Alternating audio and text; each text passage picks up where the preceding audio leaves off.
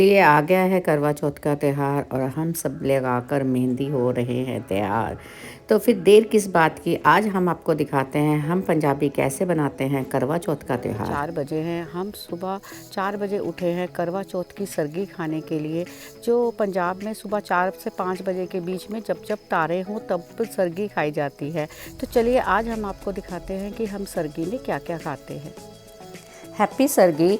ये जो सरगी है ये सासू माँ प्रसाद के रूप में अपनी बहुओं को देती है। और ये जो सरगी है ये एक तरीके से पूरा दिन निर्जल व्रत रहने से पहले जो है वो एनर्जी बूस्टिंग टाइप पर होती है। इसमें सबसे ज़रूरी चीज़ है ये फेनिया।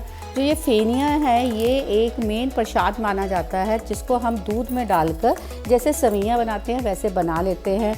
और जब सुबह हमें सरगी खानी है उसमें आपके कोई सब्जी हो, पराठा हो, सब्जी में हम जनरली जो है गोभी की सब्ज़ी बनाते हैं, फ्रूट, थोड़ा भीगे बादाम, नींबू पानी और फेनिया, ये सब बनाते हैं। बहुत कुछ आप बना सकते हैं पर जनरली ये सब चीज़ें जो है हमारी सरगी में ज़रूरी मानी जाती हैं। तो कल जो है हमने करवा चौथ के मौके पर जो है हमने मेहंदी लगवाई है। ये सुबह उठकर नहाना बहुत ज़रूरी नहीं है, हमें रात को ही थोड़ा सा दही लगाकर, सिर पर थोड़ा दही लगाकर नहा लेना होता है, तभी से हमारा व्रत शुरू हो जाता है। और जब आपको सुबह सरगी खानी है तब आपको बहुत बिल्कुल सुहागनों की तरह अच्छे से सारा श्रृंगार करके जो चूड़ी डालनी है, सिंदूर डालना है, ये सारा करके तभी, और सिर पे जो शादी की किसी दुपट्टे का जो भी कोई दुपट्टा है वो लेके हमें खाना है। तो ये सरगी का क्योंकि बहुत ही शुभ है अपने पति की लंबी उम्र के लिए। तो चलिए सबसे पहले हम देखते हैं कि हमें क्या करना है। सबसे पहले हमें सरगी खाने से पहले माता पार्वती के नाम से अपनी सरगी में से थोड़ा सा प्रसाद निकाल कर उनको चढ़ा देना है। तो जैसे कोई फ्रूट, और ये जो है या तो पंडित को दे देना है और या फिर किसी कन्या को खिला देना है। तो चलिए अब हम अपनी खाते हैं सरगी। तो सरगी खाने से पहले सबसे पहले हमें फेनियों से जो है वो मुंह जूठा करना है। जिस जगह पे फेनियाँ नहीं मिलती वो तो वहाँ पे आप सवैयाँ भी खा सकते हैं।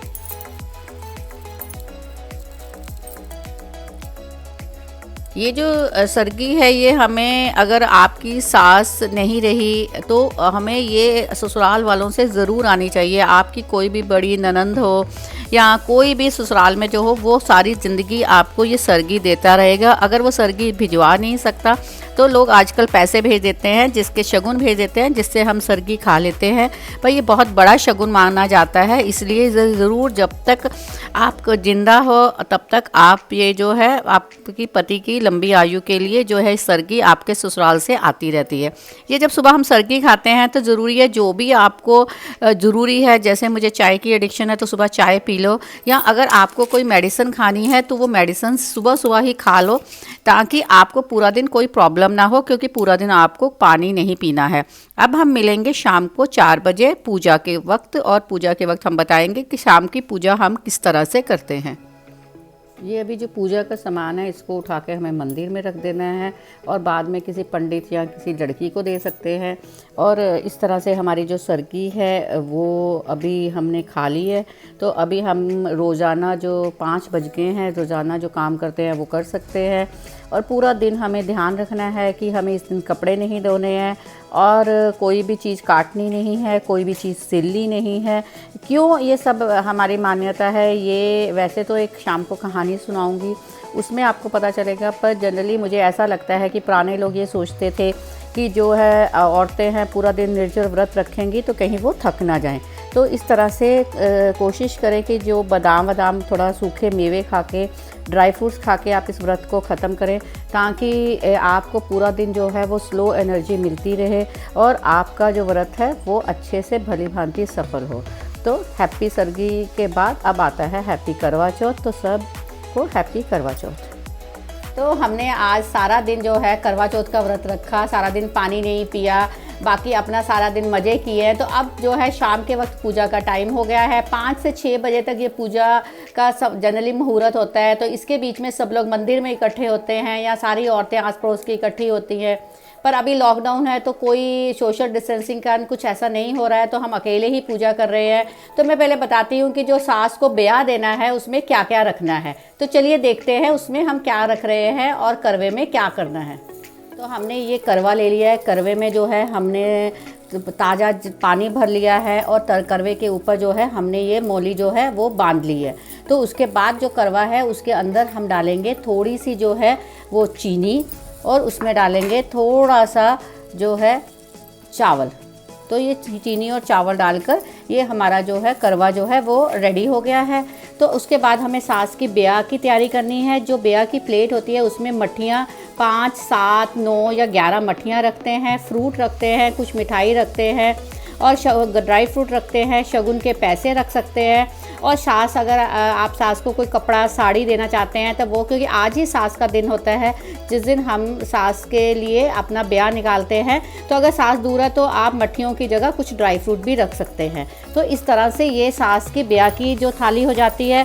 तो एक थाली जो होती है वो पति के नाम से निकलती है, वो उसमें क्या है, क्योंकि फ्रूट मठरी आप कुछ भी जो है वो रख सकते हैं। तो इस तरह से हमारी अब जो है वो करवा चौथ के पूजा की तैयारी हो गई है। वो शिव परिवार की पूजा की जाती है। शिव परिवार में गणपति जी की जाती है। मेन गौरा माँ का ये पूजा है। तो गौरा माँ से को ये सबको पुष्प चढ़ाने हैं, अपना हल्दी कुमकुम जो है वो लगाना है। तो इस तरह से जो है पहले हमने गणपति जी और गौरा माँ और शिव जी की शिव परिवार के साथ साथ हमें करवा माता की भी पूजा करनी है। तो करवा माता का जो आजकल कैलेंडर मिलता है वो हमें लगा लेना है। तो इस तरह से करवा माता को भी हमें फूल चढ़ाकर धूप अगरबत्ती कर उनकी जो है पूजा करनी है। उसके बाद हम थाली बटाने का काम करेंगे। तो करवा चौथ की कहानी इस तरह है कि एक वीरा थी, वीरा के 7 भाई थे और वीरा की जो शादी है वो राजा के साथ हो गई। और उसका जब पहला करवा चौथ आया और वो पहला करवा चौथ करने मायके आई, उसके भाई उससे बहुत प्यार करते थे। तो उसने पूरा दिन करवा चौथ का व्रत रखा। करवड़ा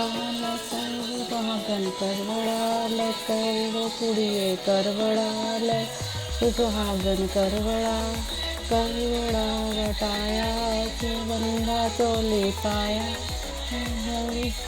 तेरी ना सुन चढ़खड़ा फेरी ना बार पैर पाई ना सुतड़ा जगाई ना रुठड़ा मनाई ना लैन प्यारी वीरा तन चढ़े पे पाने तीना कतना कुड़िए करवड़ा ले सर्व सुहागन करवड़ा।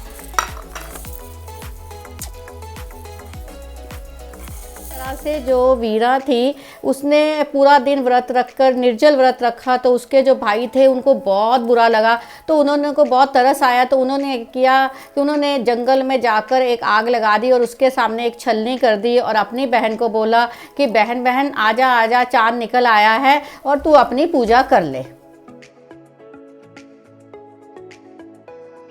करवड़ा तो वीरा ने क्या किया, उसने जल दे दिया और उसका व्रत टूट गया। और उधर जो राजा था उसके शरीर में एकदम से सुइयां चुभ गई और वो बेहोश हो गया।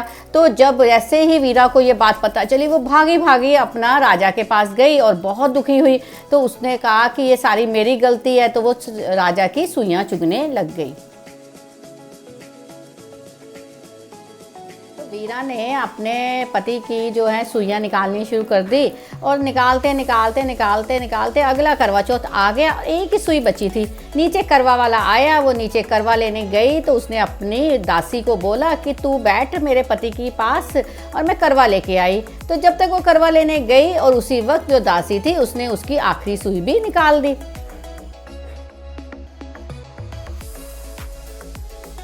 सुई निकालते ही राजा ने सोचा यही मेरी वीरा है। तो उसने दासी को अपनी रानी समझ लिया और पता चला कि वीरा दासी हो गई और जो दासी थी वो रानी हो गई। तो वीरा ये सोच सोच के बहुत रोने लग गई कि मेरा पति मेरे को भूल गया है। तो एक दिन राजा परदेश जा रहा था, उसने दासी से पूछा तुझे क्या चाहिए। दासी ने बोला बस मुझे एक गुड़िया ला दो। जो राजा था उसने उसको गुड़िया ला दी।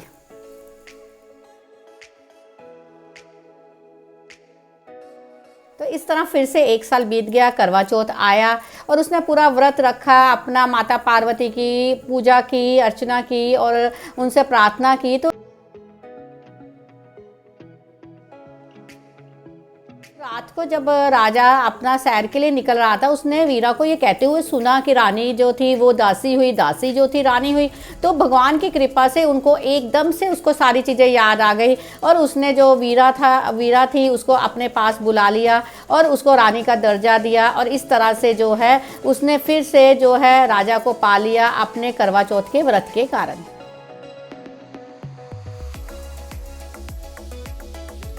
इस तरह से हमारी जो कथा है और जो गीत है उसके बाद 7 बार ये गीत को गाना है। उसके बाद हमें करवा को मिंसना है। जो करवा का जल है उसको हाथ में लेना है और क्लॉकवाइज करते हुए इसको मिंस देना है।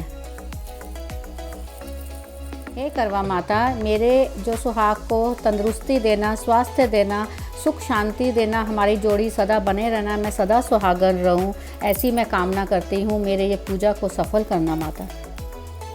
इस तरह से जो बेया है वो अपनी सास को पैर छूकर आशीर्वाद देना है और अगर आपकी सास नहीं है तो ये किसी भी बड़े बुजुर्ग को दे देना है, नहीं तो आपको मिलकर ये पंडित को मंदिर में दे देना है। और जो हमने जो ये करवा था इसके ऊपर थोड़ा चीनी रखकर ये हमें रात को चंद्रमा को अर्घ देने में लगेगा। दूसरी थाली है वो हमें अपने पति को दे देनी है। तो इस तरह से ये शाम की पूजा है वो संपन्न होती है। ख़त्म होते ही हम लोग क्या है कि दाल चढ़ा देते हैं, क्योंकि इस दिन हमारे यहाँ बनती है दाल मखनी या कोई भी साबुत दाल आप बना सकते हैं। तो अभी जैसे ही पूजा, क्योंकि इसको बनने में 2 घंटे लगेंगे, तो इस दिन हम लहसुन प्याज किसी का कोई परहेज़ नहीं करते हैं। तो इसकी जो रेसिपी है ये मैंने पहले शेयर कर चुकी हूँ, तो डिस्क्रिप्शन बॉक्स से ये आप देख सकते हैं। तो इस दिन हमारे यहाँ जनरली हम दाल मखनी और चावल बनाते हैं। कुछ ज़्यादा हमारे यहाँ ये नियम नहीं है और सिर्फ नॉनवेज नहीं खाना है, ये ध्यान रखना है। तो कई लोग रात में डिनर में सेलिब्रेट करने के लिए नॉनवेज खा लेते हैं, तो प्लीज़ नॉनवेज मत खाइए। और ये दाल जो अभी मैं बनने को रखूँगी, रात को जब तक चांद की पूजा का टाइम आएगा और खाने का आएगा तब तक ये बढ़िया सी बन के रेडी हो जाएगी। हमारी पूजा ख़त्म हो गई है और अब मैं पी रही हूँ पानी, क्योंकि जो आपकी सास आपसे पहले व्रत में करवाती है वही चीज़ें आपको पूरी ज़िंदगी वो व्रत में फॉलो करनी पड़ती है। तो मेरी सास ने चाय और पानी के लिए मुझे बोला था। कई सास बोल देती हैं कि आप फल खा सकते हैं, मिठाई खा सकते हैं, तो वो सारी ज़िंदगी फल, मिठाई, चाय, पानी इस वक्त पी सकते हैं पूजा के बाद। और अगर आप प्रेग्नेंट हैं या लैक्टेटिंग मदर है तो इन चीज़ों में बहुत सारी रिलैक्सेशन उस वक्त कर सकते हैं। तो अभी हम पीते हैं चाय और पानी और मिलते हैं फिर जब चांद उदय होगा तब।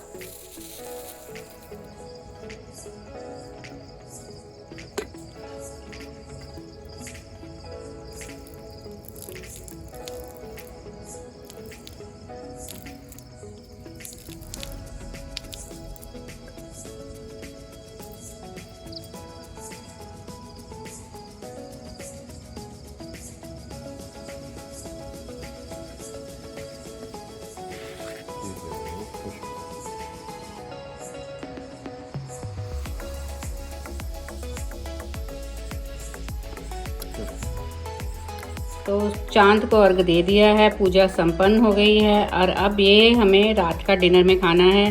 चावल है, साथ में दाल मखनी है, साथ में थोड़े पापड़ और थोड़ा अचार। तो इस तरह से हमारे करवा चौथ की पूजा जो है वो पूरी होती है।